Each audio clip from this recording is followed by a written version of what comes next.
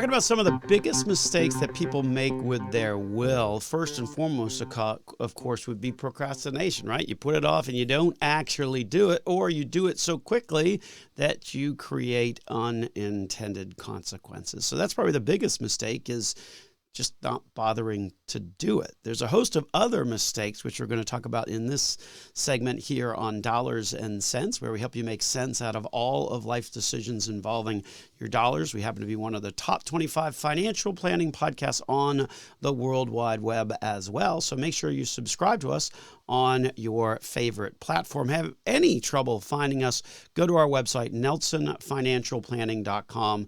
Upper right-hand corner, you'll see the icons. Click on the one that looks most familiar to you to get instantly connected. My name, of course, Joel Garris, certified financial planner, certified financial fiduciary at Nelson Financial Planning, where we got a team of great people who also happen to be certified financial fiduciaries that stand ready this week to help you improve your life with a cost-effective and successful financial plan. So what are some of those other issues that can happen with your will and mistakes that people typically make? We started talking a little bit about this before, but the reality is that dropping a ton of money into a 22-year-old's lap can also lead to a lot of mistakes. The reality is that large chunks of money that ultimately go directly without any strings, without any parameters, can often lead to enabling bad behavior, or should we say lazy behavior, that ultimately undermines everything that you've worked for. So know the unintended consequences of dropping a large amount of money in someone's lap. The way to avoid that, and this is why you can't really procrastinate, because if you're trying to avoid that, then that requires a much more sophisticated legal structure rather than just a simple will that says, I leave everything to these four people divided equally. In the case where you want to put some strings on it, some parameters on it, well, guess what? That means that ultimately you're going to need some type of a trust structure that determines, okay, it's not going to go as a big giant cardboard check, but rather it's going to go over time, and there's going to be certain parameters or metrics that the beneficiary may need to actually meet in order to receive the money. Next up would be sort of forgetting about accounts. And I guess that's easy to do in the online world of which we live in, right? Everybody's statements are coming electronically. So maybe you get that bank statement electronically, but maybe your beneficiaries or your extended family don't really know that you've got an account at that particular financial institution. The only way that they would know that is if they were checking your email. So make sure you also take the time and list out kind of where everything is. We've talked about this in prior programs where we made the suggestion of having some type of a fact book, a detailed book that spells all of that out, including points of contact and those types of things that you would find useful to sort of track down where things were, given if you're not around, right? Because you're dead, and so people can't ask you any questions. Next up on the list of the biggest mistakes that people make as it relates to your will would be not making regular updates. And this is sort of a common theme where folks that actually did get around to doing a will or maybe even a trust, they sort of set it and forget it and they don't take another look at it. Well, the general rule of thumb is you want to be looking at reviewing those documents every 5 to 7 years, because things change, things happen. People get sick, people get married, and you got all of these other external factors that can happen over time. That's why it's so important to sort of look at these documents on a regular basis, because you may want to be updating it along the way. Next up on some of the mistakes that can happen, and this one is one that we talk a lot about on the program, and that's this notion of mismatching beneficiaries. People think, oh, I've got a will or I've got a trust and it names A, B, C, and D, and that's great, and I got nothing to worry about. That is true up until a point.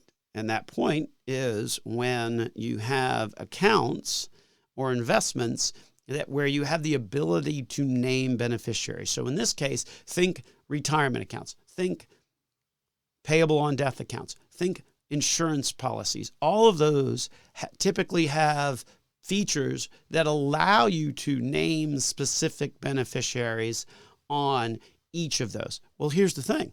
If anything happens to you, whoever you've named as a beneficiary on any of those types of accounts is going to get the money regardless of what your will or trust says. And that comes to a surprise as a lot of people. But the reality is that when you name a beneficiary, it acts by operation of law.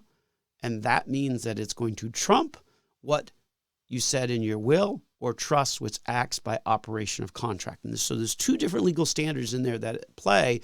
Naming a beneficiary is going to be the one that trumps everything.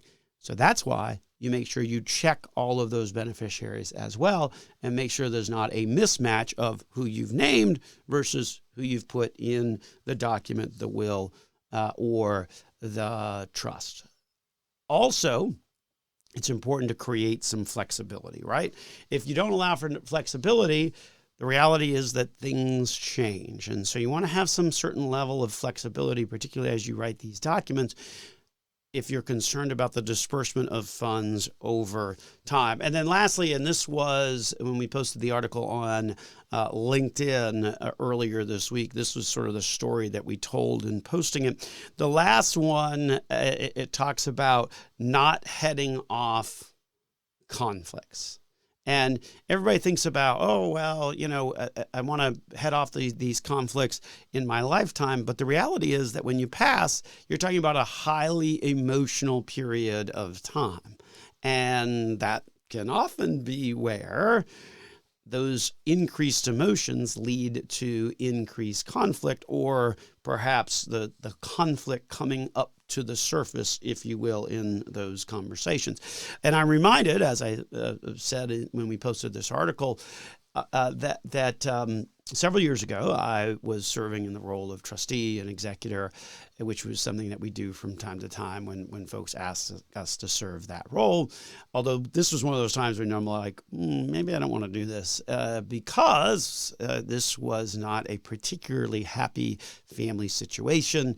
The normal dynamics that happens when one child is the caregiver and the other children aren't, and then it becomes this whole speculation of, well, weren't you, maybe taking advantage or using the money for your own benefit, things like that. Well, we happened to go on site to kind of do an inventory on one of the properties, and lo and behold, one of the beneficiaries proceeds to brandish a handgun. That is exactly why you want to make sure that you've spent some time heading off conflicts before you find yourself in that position, or you find that the trustee or the personal executor finds themselves in that position. So make sure you take the time to have the conversation in order to head off those conflicts before they happen. Well, that's about all for this week's episode of Dollars and Cents with Joel Garris of Nelson Financial Planning. If you like what you heard and want to learn more about how we can help you, visit nelsonfinancialplanning.com or call the office 407-629-6477 to schedule your absolutely free personal conversation. And remember, we don't believe in account minimums at Nelson Financial Planning because our purpose is to help you get a better financial plan.